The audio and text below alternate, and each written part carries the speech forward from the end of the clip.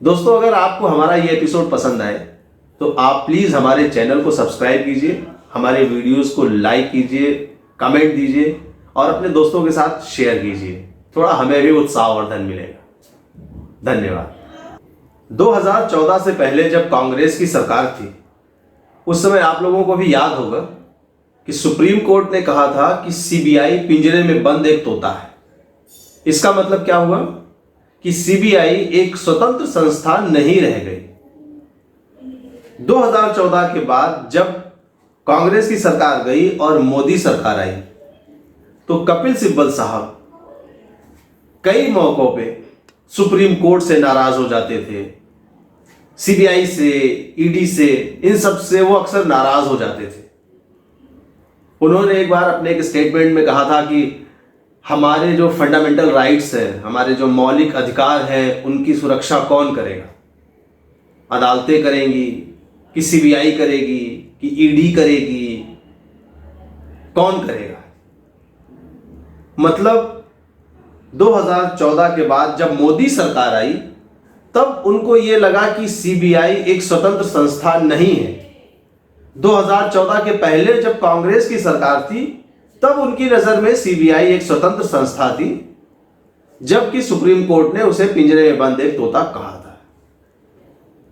सिब्बल साहब की बात इसलिए क्योंकि आज मैंने उनका एक स्टेटमेंट पढ़ा जिसमें उन्होंने कहा कि 2024 के चुनाव में सारी विपक्षी पार्टियों को एक साथ मिलके एक मंच पे आना चाहिए और उसके केंद्र में कांग्रेस होना चाहिए। कांग्रेस, वो उस कांग्रेस की वकालत अभी भी कर रहे हैं जिस कांग्रेस को वो छोड़ चुके हैं और सपा के समर्थन से वो राज्यसभा के सांसद हैं। वो ये भी कह सकते थे कि सारी विपक्षी पार्टियों को एक मंच पर आना चाहिए और केंद्र में सपा को होना चाहिए। अखिलेश यादव को एज ए पीएम एक्सेप्ट करना चाहिए विपक्षी पार्टियों को, लेकिन कांग्रेस का जो मोह है सिब्बल साहब का, वो अभी भी छूट नहीं पा रहा है। मुझे एक बहुत पुरानी कहानी याद आती है। एक आदमी था, उसको अपने परिवार से बहुत मोह था। वो इतना मोही हो गया था अपने परिवार के लिए कि उसे अपने परिवार के आगे पीछे ऊपर नीचे कुछ दिखाई नहीं पड़ता था। कोई बुराई उसको अपने परिवार में नहीं दिखाई पड़ती थी। समय के साथ वो आदमी मर गया और उसको अगला जन्म मिला सांप का। वो सांप बन के भी उसी घर में रहने लगा और धीरे धीरे धीरे धीरे जब वो सांप बड़ा हुआ तो एक दिन वो अपने बिल से बाहर आया। बिल से बाहर आया तो घर वालों ने देखा और उस सांप को लाठी से पीट के मार दिया। सांप मर गया, लेकिन अभी भी उसका उस घर से मोह नहीं छूट पा रहा है। उसी घर में उसने बैल के रूप में जन्म लिया। अब वो उस घर की खेती जोतता, सामान ढोता, सारे जो बैल के काम थे वो करता। उसको जो भी चारा पानी देना था घर वाले देते थे। जब तक बैल हट्टा कट्टा था घर वाले उससे काम लेते रहे।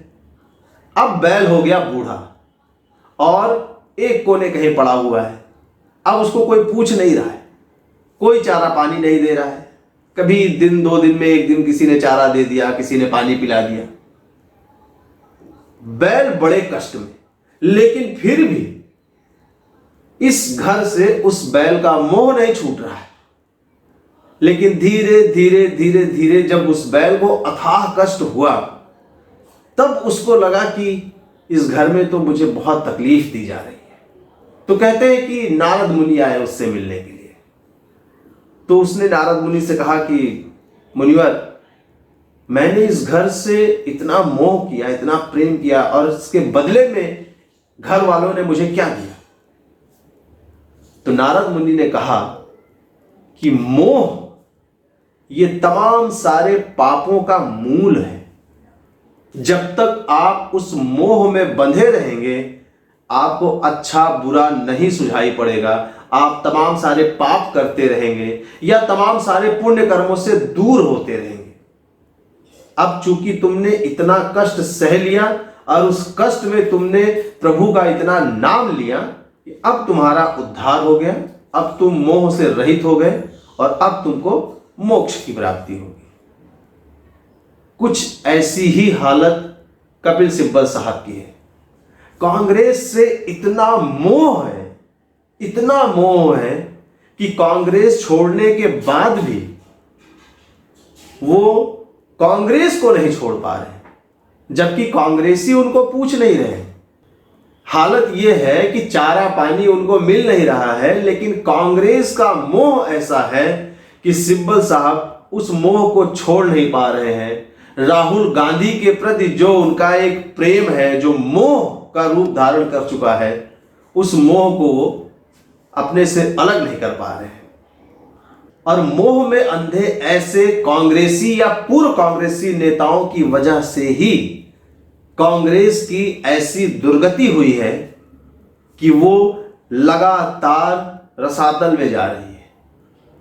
अगर कांग्रेस को पुनर्जीवित होना है, उसको फिर से फ्रंट फुट पे आके खेलना है, तो ऐसे मोही नेताओं से दूर रहना पड़ेगा।